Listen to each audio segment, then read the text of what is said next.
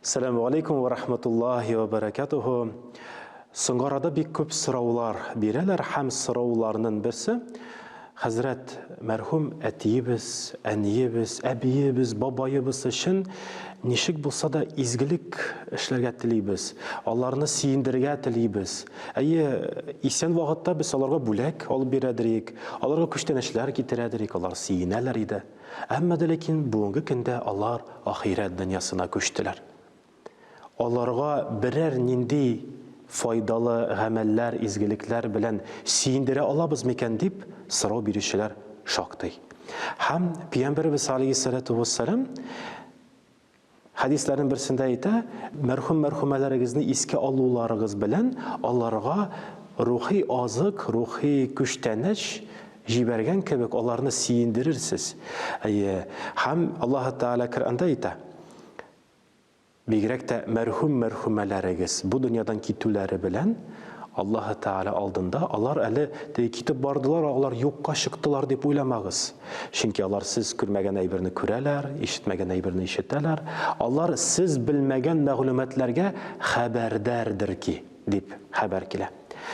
Һәм һәрбер кеше ике өлештән тора. Беренчесе тән өлеше, без аны тотып карый алабыз, күрә алабыз, килеп кочаклый алабыз. Һәм эчке як, жан өлеше. Без аны күрә дә алмыйбыз, тотып карый да алмыйбыз. Без аларны кочаклый да алмыйбыз.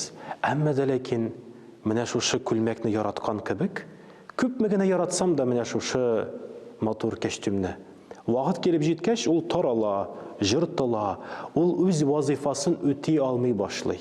Мин аны салып, башка костюмны киям. Костюмны киеп, башка костюмны киеп, мин бит башка халәткә үзгәрмим. Мин барыбер шулай ук султан булып калам, султан хәзрәт булып калам. Шулай ук жанда, жанның күлмәге ул тән. Тәнне без җиргә салсак, жан ул Аллаһ Тәгаләнең тарафыннан бирелгән бер зур бер бүләк, ул барлык дип әйтик, ул чын хакыйкый без дип әйтеп була. Һәм без мәрхүмәләр исеменнән берәр изгелек эшләсәк, Коръән дугаларын укытсак, Коръән мәҗлесләрен оештырсак, хәтта курбан чалыпмы, хаҗ гамәлен үтәпме, алар исеменнән берәр изгелек эшләгәндә, ул аларга да мәрхүмәләребезгә дә языла. Шуңа күрә әти-әниләребезнең рухларына шатлык, сөенеч булып ирешүен теләсәк, аларны сөендергә теләсәк, алар исеменнән чын ихлас күңелдән берәр изгелек эшлик. Чын күңелдән ул безгә дә савап булып килер. Мәрхүмәләребезгә дә, әти-әниебезгә дә шатлык, сөенеч, рухи бер азык булып ирешер, шат иншаллах. Һәм инде без аны кайсы көнне уздырсак да була. Кай вакыт менә киләләр туган көн алдыннан. Хәзрәт менә әнинең шушы көн туган көне иде. Берәр нинди күчтәнәч, берәр нинди бүләк эшли алабызмы? Рухи бүләкне дуга кылдыр. Хәтта Пәйгамбәрбез әйтә, бу дөньядан китеп баргач да безнең варисларыбыз, ягъни балаларыбыз, оныкларыбыз, безнең якыннарыбыз бездән үрнәк алып, безнең үрнәгебез белән файдалансалар, файда китерсәләр, ул вакытта ул изгелекләрнең нәтиҗәләре, әҗер-саваплары өйрәткән, өйрәтүче, күдүәт булучы кешегә дә ирешер, шат иншаллах.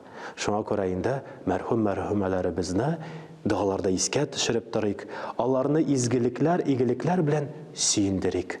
Ассаламу алейкум ва рахматуллахи ва баракатуһу.